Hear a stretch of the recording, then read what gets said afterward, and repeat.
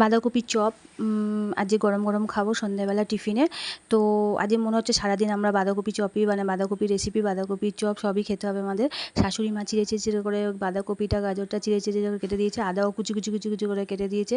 তেলের মধ্যে জিরে ফোড়ন দিয়ে আদা কুচি কুচি কুচি করে কাটাগুলো দিয়ে দেবো, দিয়ে বাঁধাকপি আর গাজরটা দিয়ে দেবো। সঙ্গে সঙ্গে দেওয়া হয়ে গেলে তারপর ভালো করে ওগুলোকে ঝুড়ো ঝুড়ো করে ভেজে নেবো। ভাজা হয়ে গেলে এইবার সেদ্ধ করা আলু আর কাঁচা লঙ্কা কুচি ওর মধ্যে দিয়ে দেবো। দেওয়া হয়ে গেলে ভালো করে নেড়ে চেড়ে ভালো করে নাড়তে হবে, কারণ মশলাটা ভালো করে কষা না হলে খেতে টেস্ট হবে না। একটু নুন চিনি স্বাদ মতন চিনি নুন দিতে হবে। নামানোর সময় তার আগে একটু গুঁড়ো গরম মশলাটা দিতে হবে। দেওয়া হয়ে গেলে তা ভালো করে মিক্সড করে নিয়ে ভালো করে মিক্সড করতে হবে, নাহলে টেস্ট আসবে না।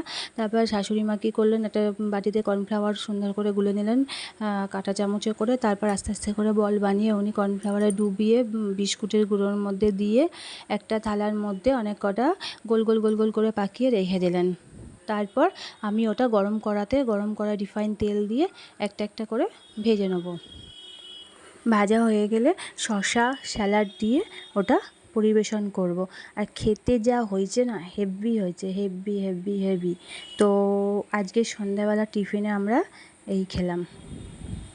শুভরাত্রি।